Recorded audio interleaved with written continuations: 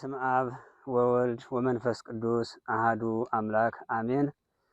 የተዋህዶ ልጆች በአገር ውስጥም በውጭም ያላችሁ እንኳን ለፍልሰታ አደረሳችሁ። ፍልሰታን ስናስብ እንግዲህ ለእኛ ክብራችን ነው፣ ደስታችን ነው።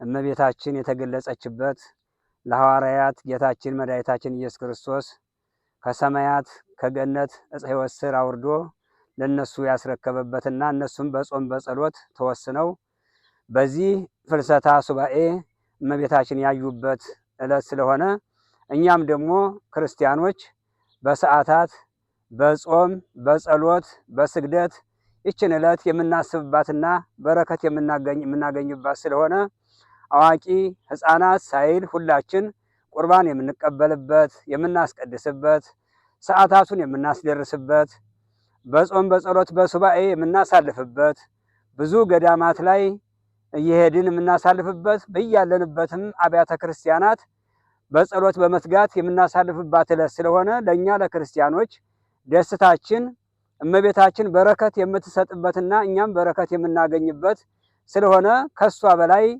እናት ከሷ በላይ አማላጅ ከሷ በላይ ለሁላችን ቤዛ የሆነች እመቤታችን ጌታችን መድኃኒታችን ኢየሱስ ክርስቶስ ይህን ዓለም ለማዳን እሷን ምክንያት አድርጎ ወደዚህ ዓለም የመጣበት ከሶስቱ ቅዱስ አንዱ ቅዱስ የእሷን ስጋ ለብሶ 9 ወር ከ5 ቀን በማህፀኗ አድሮ የተወለደባትና ለእኛም እንደዚሁ መከራ ተቀብሎ የኛን መከራ እሱ በሱ የኛን ስተት የኛን በደል እሱ ተሸክሞ በደላችንን አጥፍቶ በመከራው ከስደታችን መልሶ እሱ ተሰዶ እሱ መከራ ተቀብሎ ይችን ዕለት የሰጠን አምላካችን መድኃኒታችን ኢየሱስ ክርስቶስ በእመቤታችን በድንግል ማርያም ስለሆነ እሷን ደግሞ የምናስብባት ዕለት ይቺ ስለሆነች ውድ ክርስቲያኖች በያላችሁበት ቤተክርስቲያን እየሄዳችሁ ሌሊት በሰዓታቱ ተግታችሁ በኪዳኑ ተግታችሁ በቅዳሴው ተግታችሁ እንድታገለግሉና በረከት እንድታገኙ እግዚአብሔር አምላካችን ለሁላችን ይፍቀድልን።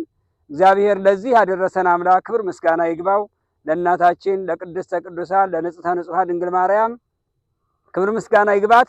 እንግዲህ በዚህ በፍልሰታ ቅዳሴ ማርያም ውዳሴ ማርያም ተተርጉሞ ትርጓሜውን የምናውቅበትና በደንብ የምንማርበት ሊቃውንተ ቤተ ክርስቲያን አስፍተው የሚያስተምሩበትና እኛም በረከተ ስጋ በረከተ ነፍስ የምናገኝበት ስለሆነ ሁላችንም እንኳን አደረሳችሁ፣ እንኳን ለዚህ ቀን አበቃችሁ አደረሳችሁ። እንግዲህ እድሜ ሰጪ እግዚአብሔር ነው። እድሜ ሰጥቶ በረከቱን ሰጥቶ ለዚህ ዕለት ያደረሰን አምላክ ስሙ የተመሰገነ ይሁን። እሺ እንግዲህ ውድ ክርስቲያኖች ለክርስቲያን መደረግ ያለበት ወይም ማድረግ ያለበት አንድ ክርስቲያን በዚህ በፍልሰታ ውስጥ ምንድነው ማድረግ ያለበት የሚለውን ስንነጋገር እንግዲህ መደረግ ያለባቸው ነገሮች ቢያንስ ቤተክርስቲያን ሌሊት ለሰዓታት መትጋት፣ ለቅዳሴው ተግቶ ማስቀደስ፣ ንስሐ ገብቶ ሱባኤውን ጨርሶ ስጋ ወደሙ መቀበል፣ ከዛም አልፎ ደግሞ በጾም በጸሎት መበርታትና ለቅዳሴ መትጋት አንዱ አስፈላጊ ሆኖ እያለ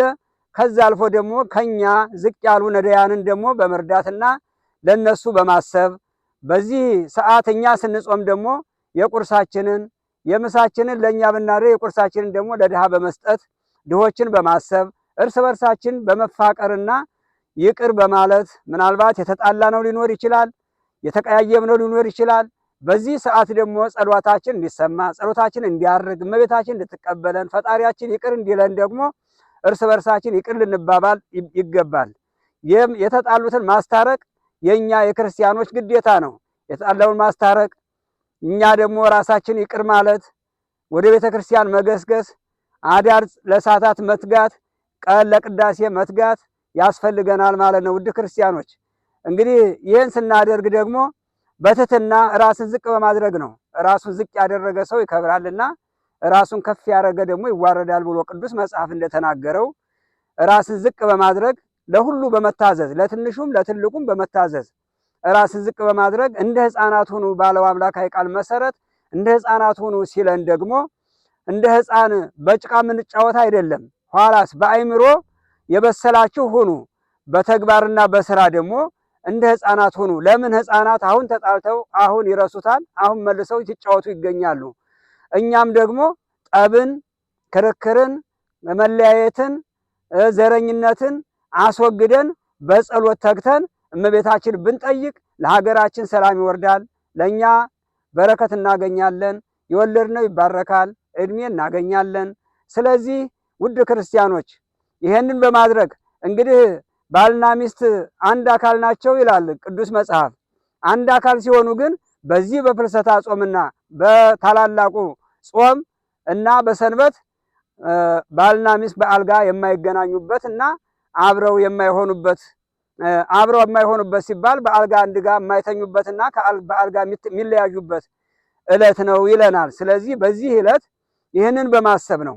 ይህን በማሰብ ንጽህናንና ቅድስናን ይዞ ወደ ቤተክርስቲያን በመገስገስ እና ጸሎት በማድረግ ጸሎት ሳናቋርጥ በማድረግ ዳዊት በመድገም ውዳሴ ማርያም በመድገም ቅዳሴ ማርያም በመድገም ትርጓሜውን በመስማት ወደ መምህራን ተጠግቶ በመማር ይህንን ዕለት የምናሳልፈው እንደዚህ ነው እንጂ ለተግባር ለስጋ ተግባራችን መሮጥ ሳይሆን ለነፍስ ተግባራችን ደግሞ በረከት ለማግኘት የምንሰራበት ጊዜ ስለሆነ ውድ ክርስቲያኖች እንግዲህ በያላችሁበት ወደ ቤተክርስቲያን በመሄድ ጸሎት በማድረስ ቅዳሴዋን በመስማት ውዳሴ ማርያሟ ሲተረጎም በመስማት እንድናሳልፍ እግዚአብሔር አምላካችን ይፍቀድልን እላለሁ።